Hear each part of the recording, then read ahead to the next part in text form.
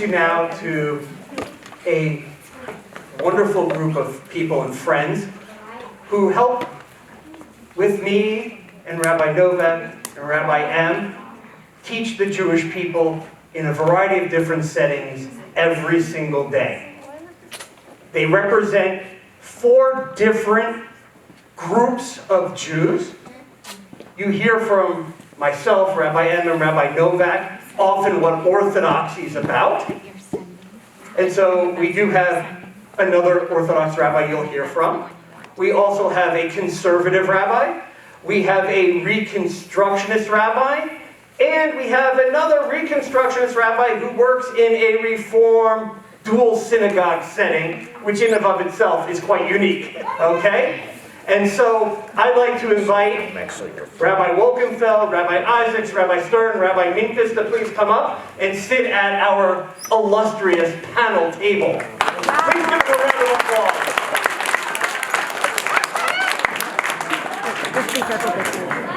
So some of you might know these people. Let's see. Who happens to know Rabbi Minkus? So a lot of people know Rabbi Minkus. He's very famous. He also lives right next door. Well, I don't know if you live there, but you work there. It feels like it, right? How many people know Rabbi Stern? I think some people do. Noah, how would you know Rabbi Stern? Because she's my mom. Oh my God, your mother. All right. Anybody in this room know Rabbi Isaacs? Natan, how do you know this guy? He's your father. It's good. It's good. By the way, Rabbi Minkus, you also have a little one, but over in the preschool. So, welcome. How many people know Rabbi Wilkenfeld? Oh, wow, a lot of people. Okay, so what I'm going to do well, there you go. That's all that has to be said. Mic drop. Okay, so what I'm going to do in no particular order, I'm going to hand the microphone over to each of them, and they will speak as brief as a rabbi can.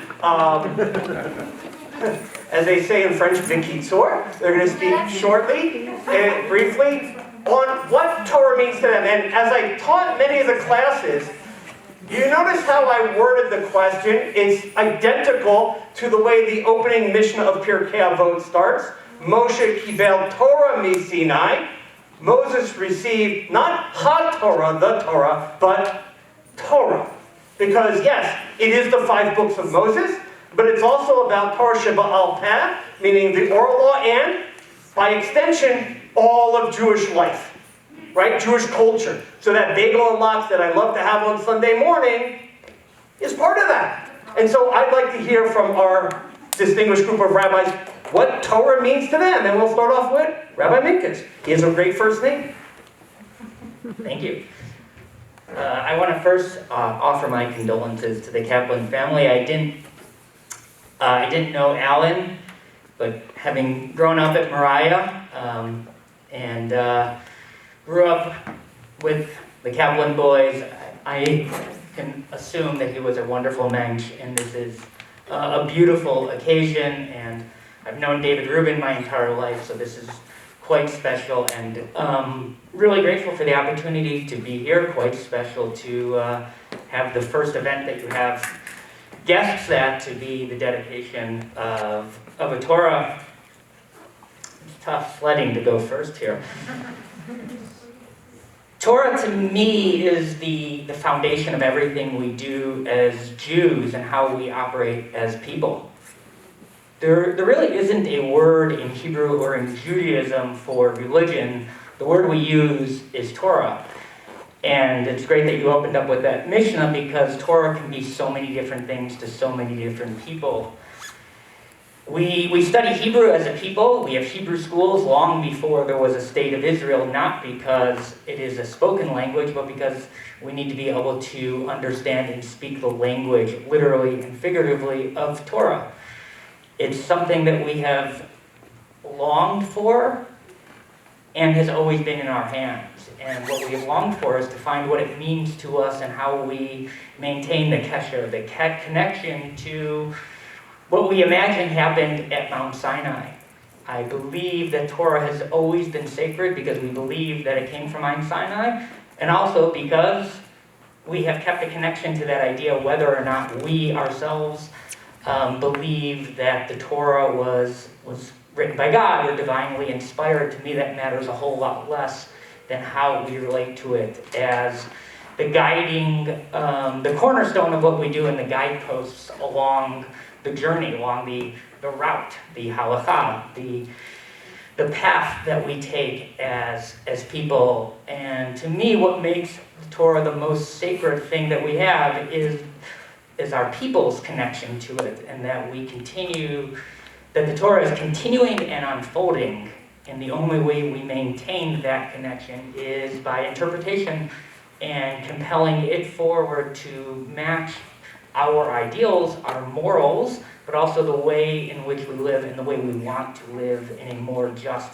and perfect world. And the way Ms. Cass began by talking about the Torah being there in good times and in bad, but also whether we are here or somewhere else. It's the same Torah. And I think you also said perfectly that the Torah stays the same, but we don't. And that's why we read it every year. It's that repetition and returning to these words that could mean something entirely different to us. It's the idea of development and maturation that the Torah is our guide and our companion along the way with.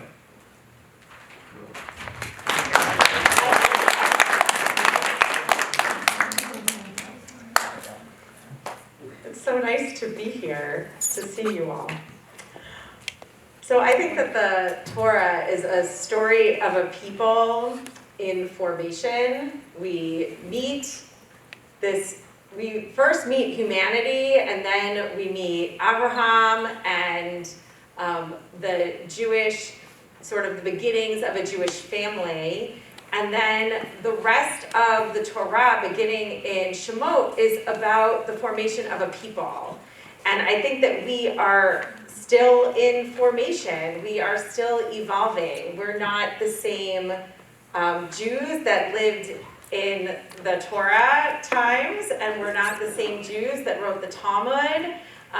We're Jews today. And so we can look to the Torah as a guide, as a story of a people becoming, and we are still evolving and becoming. And I think, and it's about relationship. It's how we treat each other in a just and merciful way, and it's how we build a relationship with Hashem. So those are some things I think about when I think about Torah. When I was asked to do this, I looked back over to a document I wrote over 10 years ago when I was ordained, and where I went to rabbinical school, people had to write down for everyone to read, like sort of what your thought was about being a rabbi. And I actually think that the quote I picked that I talked about still rings very true to me, so I just want to share it with you, which comes from a Jewish thinker who lived in the beginning of the 20th century, and his name was Franz Rosenzweig. And he said, "One hears differently when one hears in the doing," which is very similar for those of you who have studied Revelation, that the Jews accepted Torah when they said na'aseh v'nishma, that we'll do and then we'll listen or we'll understand. And I think the mitzvot, what we do, how we relate to one another, how we relate to Hashem, how we build community, how we become as a Jewish people, is all about the doing. We are, our story, the story of Torah, is a story of action. And it's a story of relationship. And so those are the things that I think about when I serve the people I serve and when I live my life as a Jew just every day. So that's what I want to share with you. And there you go.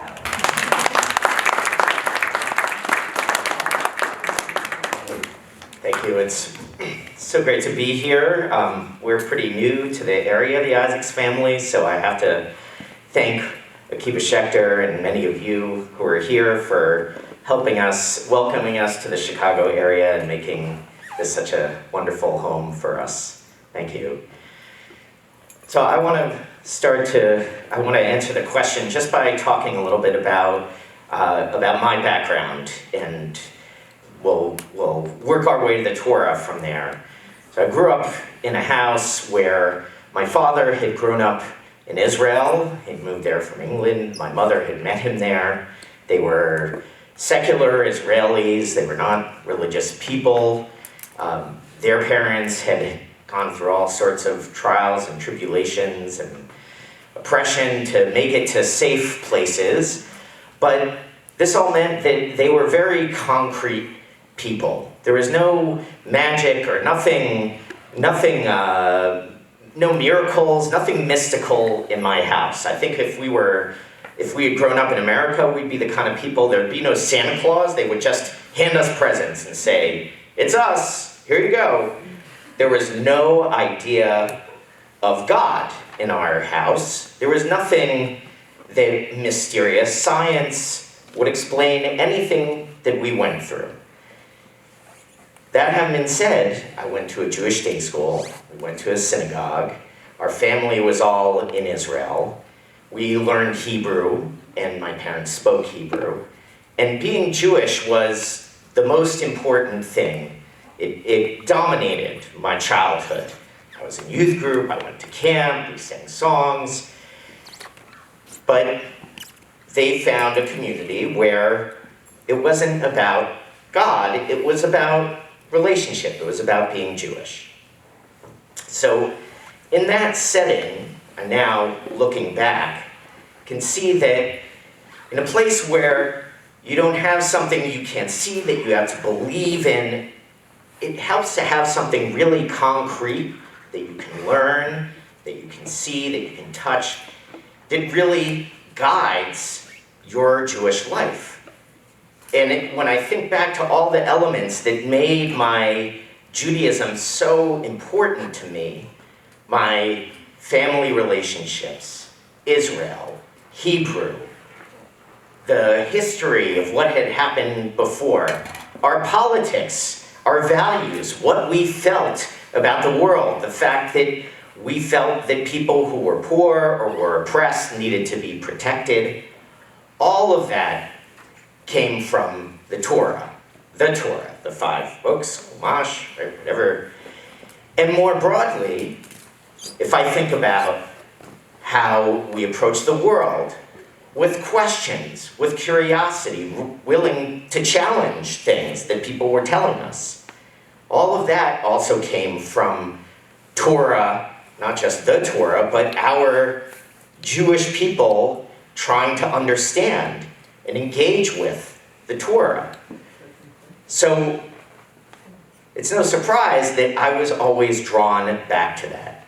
And I'll say that one of the other really most important things about the Torah is the way that it guides now, maybe less so then, but now, as a rabbi, when I work with other people, when we study together, it's the way that the stories that we have there, that I will say are not history.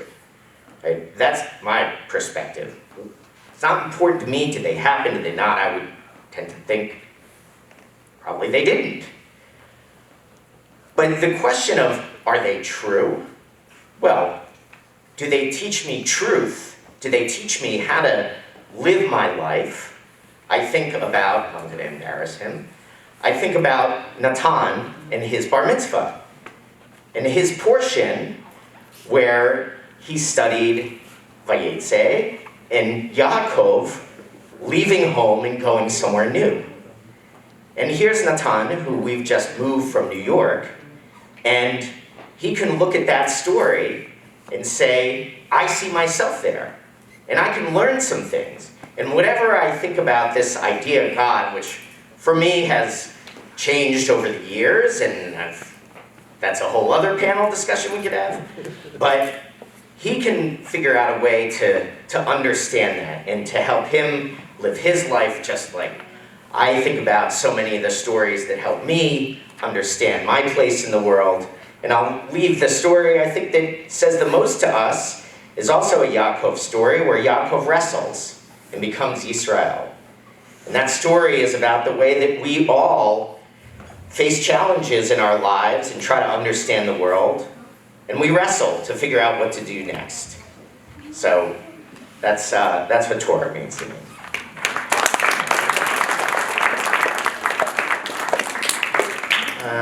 Rabbi Minkus, you didn't want to go first, but I have to go last after listening to all of your inspiring words. I'm really happy to be here. This, I think, is also the first time I've been at an event in a school in 2 years, so thank you for inviting me, and thank you for listening. Really happy. It's also, I always appreciate the chance to use a microphone. In the Orthodox synagogue, we don't have microphones, so this is a lot of fun for me to get to use a microphone. So this is hello, all right. I think of two things come to mind when I think about what Torah is and what it means to us.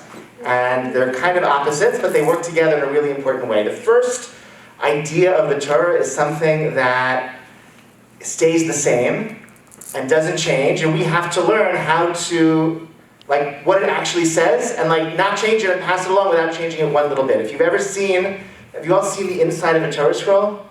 Yeah. Okay. What does the inside of a Torah scroll look like? What do you see inside? If you open a Torah scroll, what do you see? Letter. You see the writing, yes. Anything special about the writing? What's there, what's not there? It's in Hebrew, very good. No vowels, right. What else is there not? No vowels, no punctuation. So you don't even know where the sentences begin. How do you know where the sentences begin and end? How do you know how to pronounce the words? Just by looking in how can you figure that out?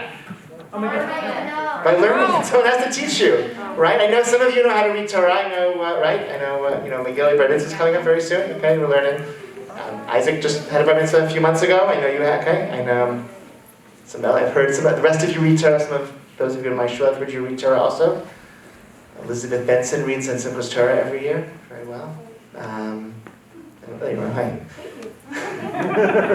So how do you learn? You learn because you have someone teach you. And we have a tradition that, like, these letters in this place in the Torah, this is what it sounds like when those letters are read correctly.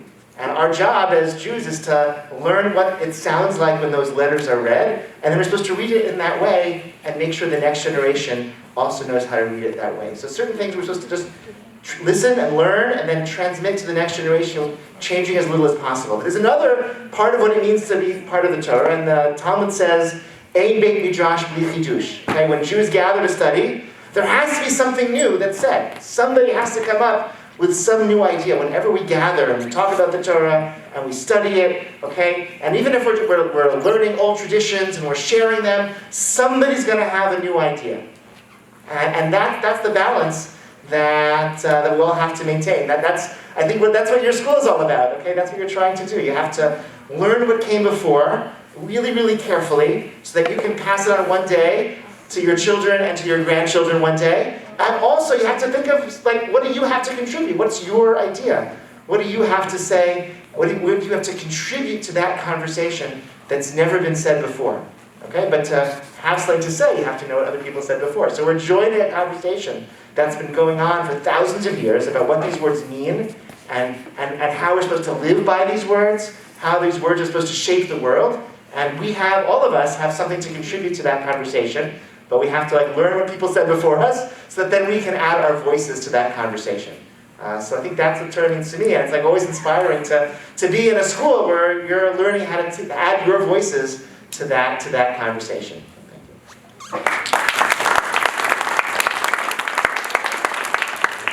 Thank you very much. That was fabulous. So throughout the week, in different classes, students had a chance to think about these questions and to come up with questions that they may want to ask you. I happen to have a list. I went through them around 3 o'clock this morning. And what else do you do at 3 o'clock in the morning? No. You think about the questions your students ask. And so I have them written down. But before I ask you, some different students, to share their questions, I'm wondering, do any students have a question from what you may have heard that you would like to ask one or all of these rabbis? And I will stare you down until you raise your hand. And no. Okay. Well then, I need a first or second grader to volunteer. Oh, yeah, and they all want to. So I'm going to pick on 2 of them right now. Ezra, Chloe. Come up here. All right. You have a choice of 12 different, one of 12. You guys have a lot, okay?